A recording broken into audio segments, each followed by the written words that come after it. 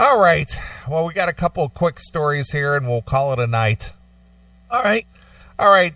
Do you remember about, I'm thinking it was like 3 months ago that those folks got into somewhat of a altercation at Disneyland? Oh, yeah, of course. The fight at Disneyland? Mm-hmm. All right. Well, there's an update to that story. 2 defendants facing criminal charges stemming from a fight at Disneyland in Anaheim, California, reportedly, drumroll please, failed to appear in court on the date of their arraignment. So what law would have made them appear in court? The law that says that you have to appear when you're charged with something. Well, apparently the law didn't really then it didn't work. I guess we need stronger laws to make them appear. Yeah, apparently so. I guess when you're, issued a summons to appear, you're supposed to appear in court. So what law would have made them appear? Because apparently this law that's currently in place didn't make them appear. No, apparently not. In early July, footage of a fight surfaced and quickly went viral. Since then, the suspects in the video have been identified and several are facing a serious list of charges. Andrea Nicole Robinson, 3 names, and her husband... What? and no? her... No. Oh, okay. And her husband, Damon Petrie. Interesting. White guy. Interesting they don't have the same last names. All right, now you're making an accusation. Did not appear in court on Monday for their scheduled arraignment. Maybe they just got lost getting to the court. Could be. Robinson was reportedly charged with 4 misdemeanor counts of battery and 1 misdemeanor count of assault for her alleged role in the fight. Petrie is reportedly facing 1 count of battery. Right. Avery Desmond Edwin Robinson. She's got she's got a hyphenated name. And she gets compliments on the hyphen. Is she white? I'm afraid. Just asking.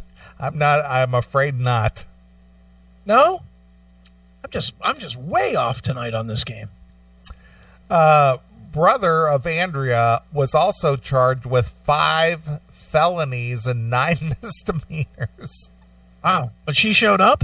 For attacking his sister, brother-in-law, and girlfriend, endangering his child and 3 other children who were at the Disneyland with the family, and threatening to kill members of his family as he drove out of the Disneyland parking structure.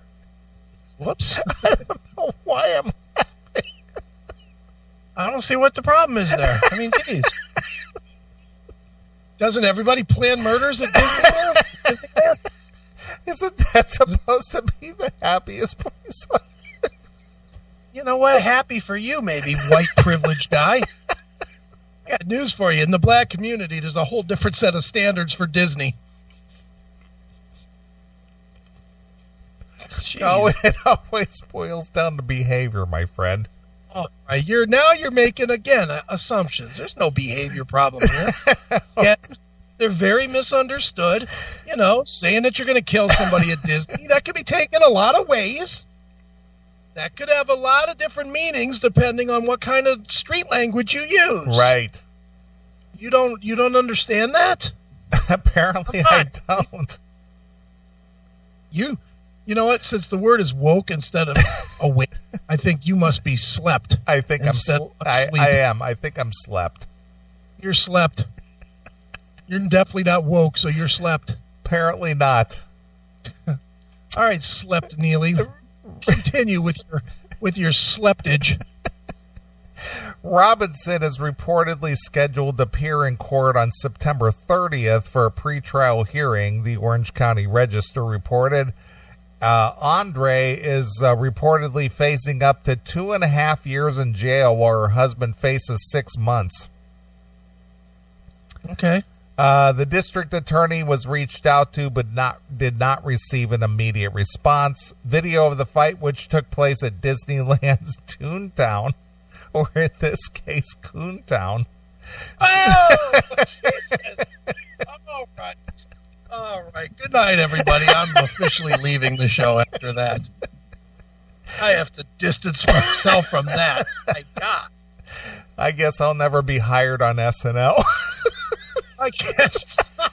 Jesus Christ. Shows that the feuding family yelling and punching each other. Avery Desmond Edwin Robinson is allegedly seen punching a woman identified as his sister. Avery also appears to knock his girlfriend to the ground and then repeatedly punching her and dragging her by the hair. Extensions. Boy, you talk about brotherly love. Oh, Bobby Kenneth, that's not one of them. My goodness. Oh, my God. Look at that picture Bobby Kenneth put in there. That's not one of them, is it? Let me take a look. No, that would not be one of them. Might be a father or something. I think that's a fugitive from another theme park, maybe Knott's Berry Farm. What the fuck is wrong with you? What the hell? Jesus Christ. This segment's definitely getting demonetized as well, Neely. Jesus. Knott's Berry Farms. Knott's Berry Farm. That's right across the street from Disneyland. When the incident was first reported, a spokesperson for Disneyland supplied the news with the following statement: "Any type of violence is inexcusable and will not be tolerated. Those involved were immediately removed from the premises and turned over to the Anaheim Police Department." Well, they certainly weren't immediately moved. We got a good 5 minutes to fucking fight. We got like a full round of UFC action in that one. I mean, holy shit, they were not immediately removed at all. They beat each other silly. They were not immediately removed.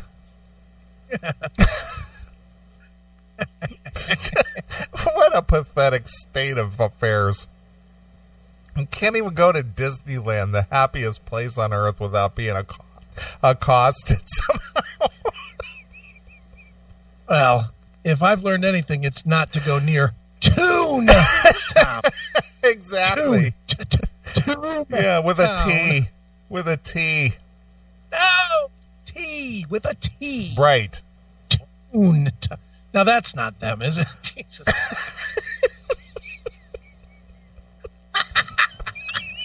No, I think that is one of them on the left. I'm pretty sure. But then again, like they all look alike.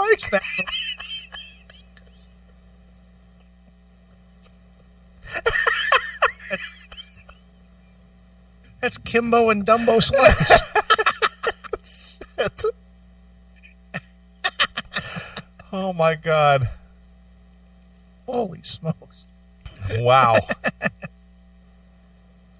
Ooh. I wish these people would just straighten up so I wouldn't have to cover this news. No, you don't. No, you don't. You're glad that they're fucked up.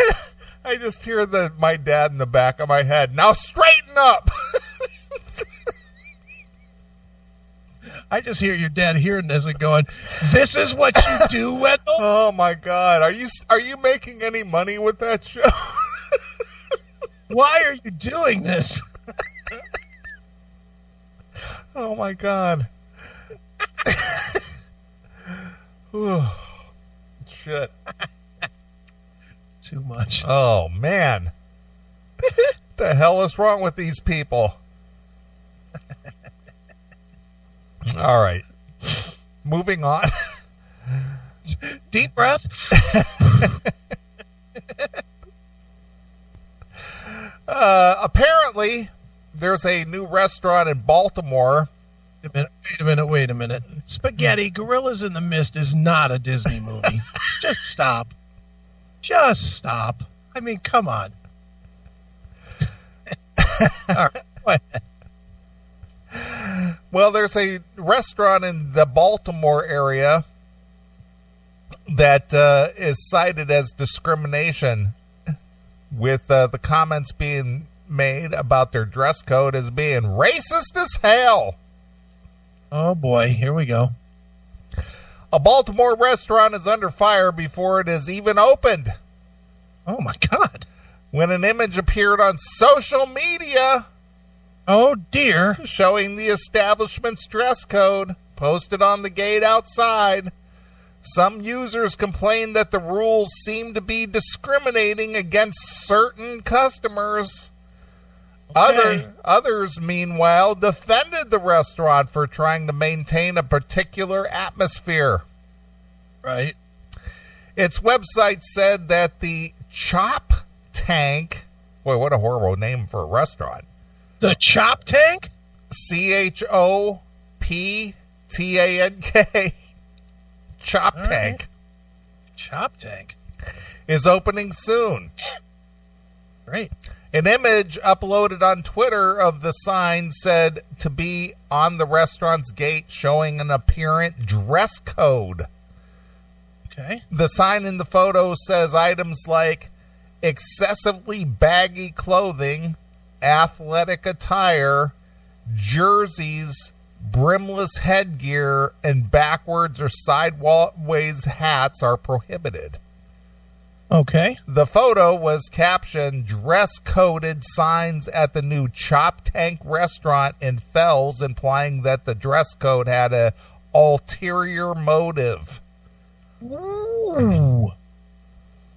Another user wrote more direct with their criticism, posting, "Y'all have saved yourself some time and just posted a no black people sign." Okay. Yeah, see, okay. We've had this story before in many different forms from many different companies at this point. Correct. Do you know the easiest way to solve this problem? Yeah, don't go in there dressed like that. But I mean, to solve this problem for the business, take a photo of somebody wearing all this shit that's white.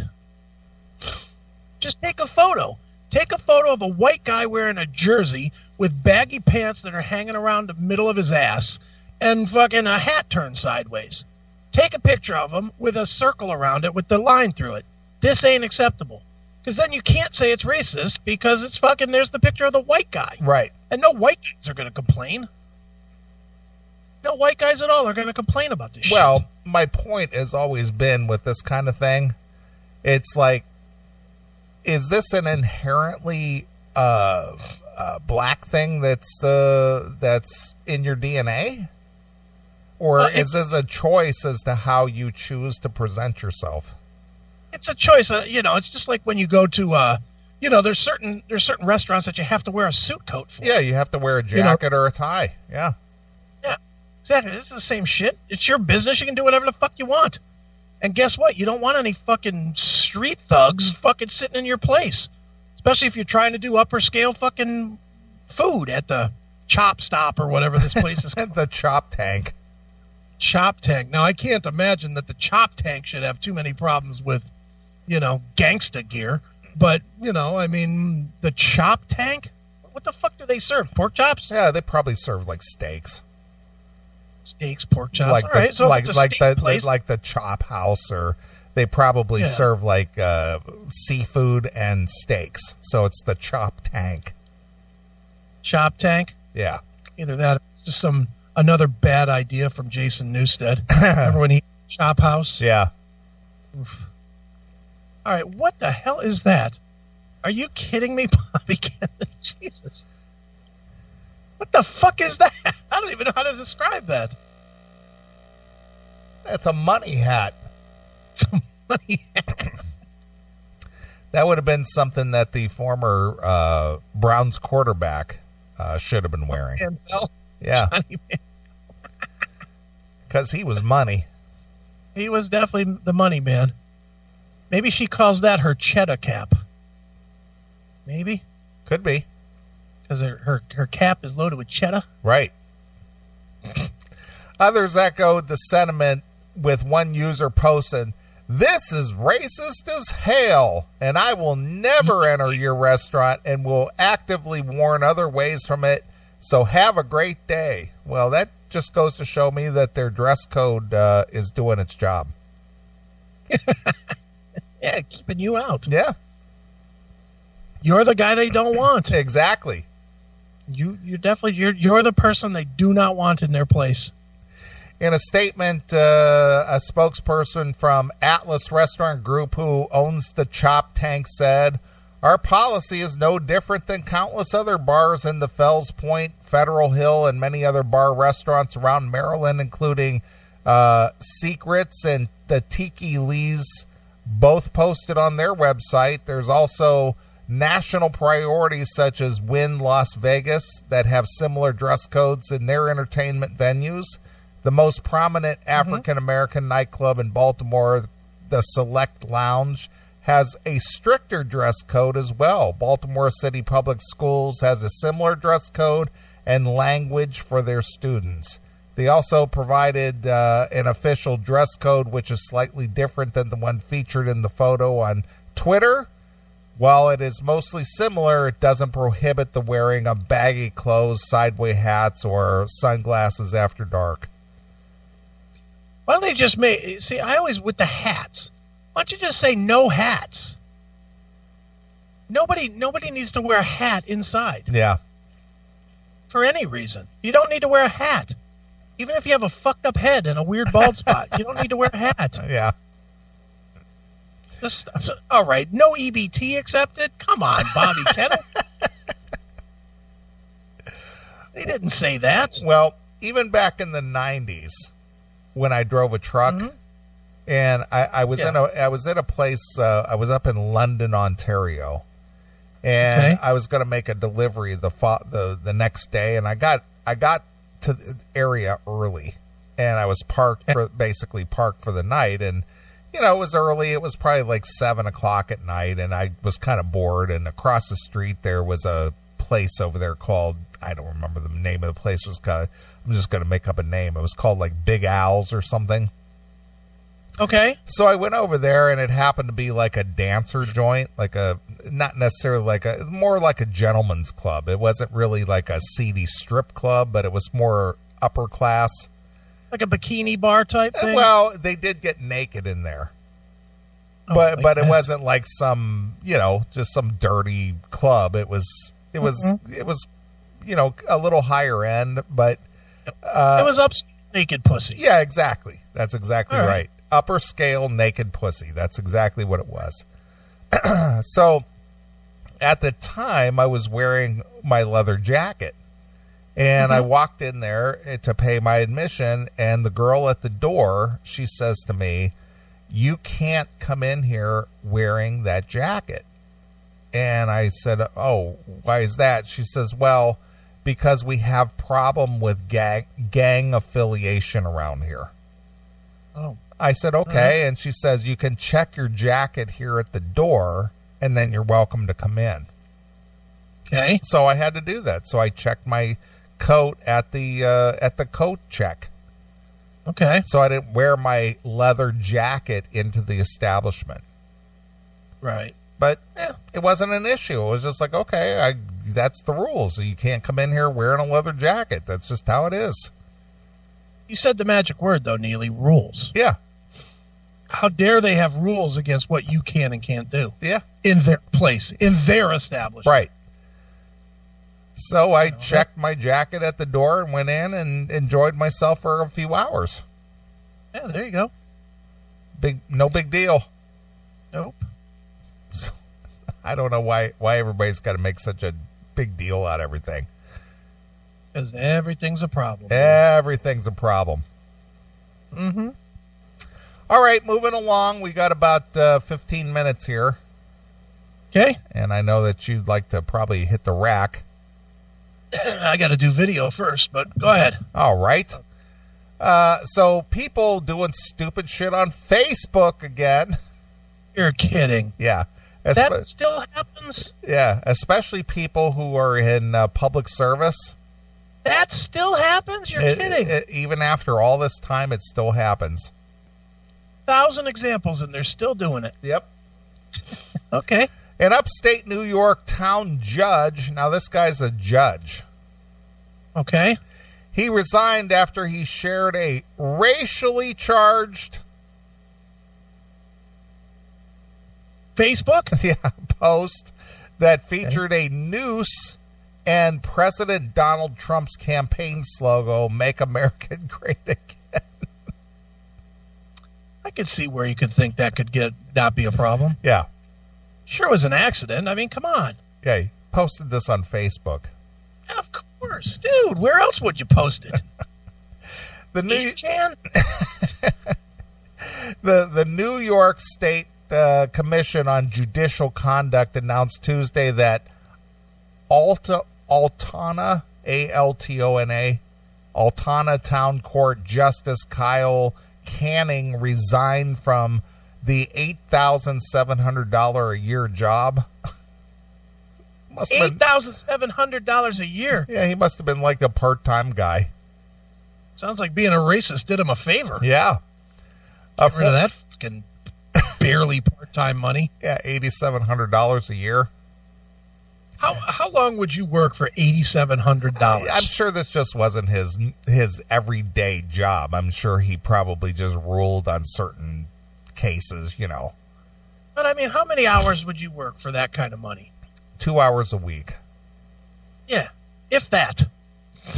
If that. I don't even know that I'd want to put in that kind of money. That seems like wasted time. Yeah. $8,700. Okay. Who has a part-time judge? He's a judge, right? It's probably a small town. It's probably a small town, and probably they need some kind of judiciary to rule on something. So they get this guy to read over a docket or something and rule on it. Who knows? Man. I'm glad I don't live in that town. Hey, here's the dentist who also happens to be the judge sometimes. That's probably the case. This guy probably has a normal gig, and he probably also has a judgeship. What's the name of this town? Mayberry? Well, it probably is. It's called Altona, A-L-T-O-N-A. Altona. New York. It's A-L-T-O-N-A. It's probably just some small, teeny little hole in the wall. Okay. Are you looking it up? No, I could care less. Okay. I didn't know if you were looking it up or not. No, I'm sure it's a little podunk town with a fucking population of about 40. Yeah, it's kind of like Andy Griffith. He was not only the sheriff, but he was also the justice of the peace. Right. Something like that. A formal written complaint from the commission said Canning appeared to convey racial and/or political bias and failed to act in a manner that promotes public confidence in the integrity and the impartiality of the judiciary. They have 2,900 people that live there. Yeah, there you go. The text on the posted image read in a large capitalized letters, "If we want to make America great again, we will have to make evil people fear punishment again." Yeah, pal. So there you go. Consequences for your actions. Yeah. That coming from a judge. Yeah, part-time judge. Right. Commission administrators said in a statement it undermined the judiciary's integrity along with the public confidence in the courts for a judge to use the image of the noose in making a political point. Well, didn't they used to have hanging judges back in the day? Yeah, Armored Saint wrote a song about it. Yeah, of course. The noose's incendiary image with repugnant racial connotations, he said in the statement. It is the very antithesis of the law and justice. Well, he should be put in the noose and hung, apparently. Apparently so. In an interview with the New York Times, Canning described himself as a registered Democrat and said that he did not consider the post racial symbolism. Wait a minute. He's a Democrat? He's a Democrat, New York. Not guilty. There is not a man that I could despise more than Donald Trump, he said. He added that his Facebook post was meant to convey his stance on the death penalty and capital punishment, on which he is in favor of. He's a hanging judge. Yeah, he is, apparently. It didn't need to have been a noose, Canning told the reporters. It could have been a gas chamber, he said. It could have been an electric chair. Canning, who is not an attorney, agreed never to hold judicial office again. He had been a justice in the town located near the Canadian border since 2018. Yeah. It is not required to be an attorney to take the bench, according to the Justice Court Manual. However, interested parties must undergo some training in the introductory law, which is provided by the OCA's Office of Justice Court Support. So this guy literally might be a guy that fucking puts apples in a bag at Walmart. He could be. As long as he took some course. Oh, here we go. The Times reports that Canning delivers bread for a living. So he's a bread truck driver. Bread. How would you like to have your fucking taxes or your life, or, you know, if you're going to jail or something, determined by the bread delivery guy? Yeah. Jesus. In his resignation letter, Canning said he felt coerced into resigning due to his financial situation and family obligations. He acknowledged that the complaint from the commission and wrote, "They have presented me with several different options in resolving what they claim to be a serious offense." And that's it. Nice. Well, good for the bread guy. Yeah. So he's the bread guy. He probably needed that 8,700 too. It sounds like it. Now all he's got is his bread paper. It's like a paper route. Yeah, it's a paper route. It's a bread route. He's got to stop off at all the grocery stores and drop off his fresh bread. That's right. I'm going to serve you this subpoena as well as some croissants. I know you're out here on your route there, Judge, but could you swing into the courthouse real quick and give us a ruling? I'd like to rule on this, but first, bagels. Hey, if you happen to be swinging through the neighborhood, swing into the courthouse here. I got a defendant here. He's waiting to be, ruled upon. Right. Yeah. Could you sign this foreclosure and bring us a loaf of yeah. You got any cannolis on that truck today?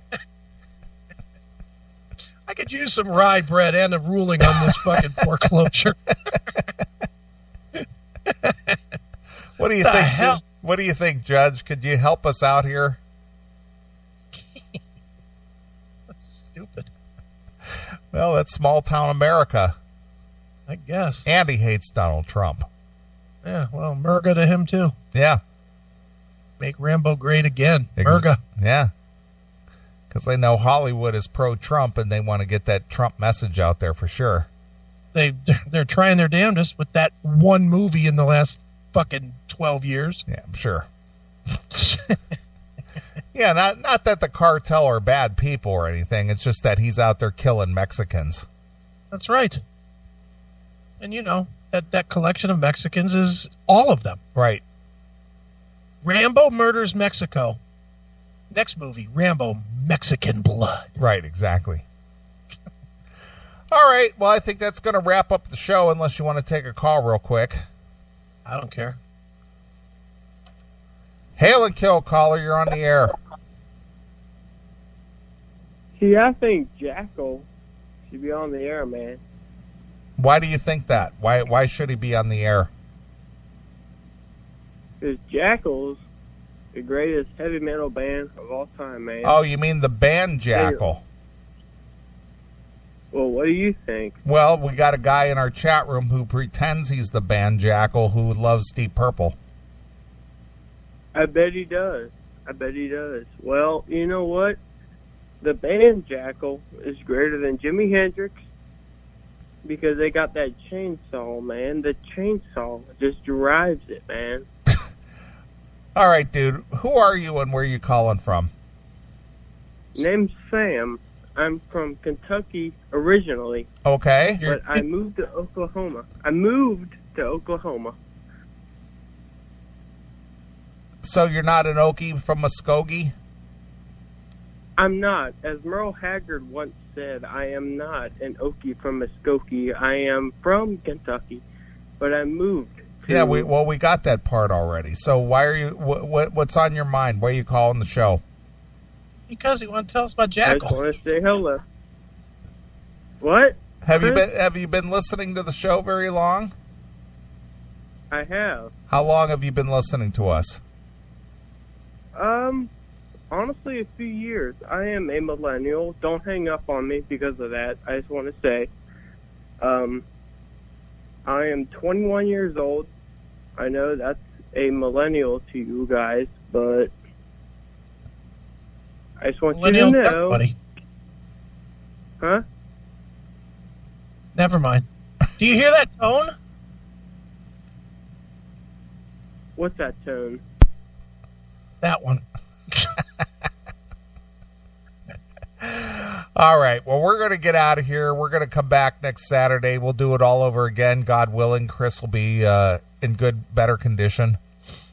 Hey, I got a text that said that I'm killing tonight. You are killing tonight. You made me laugh.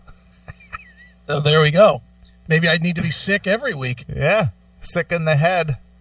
Well, I'm always sick in the head, but right. Maybe the illness brings it out, apparently. Sure. So, good to go. All right. Well, I think the only appropriate way to end the show, since you said it so many times in the last hour, is to leave you with some Motley Crue from the Motley Crue release, Misunderstood.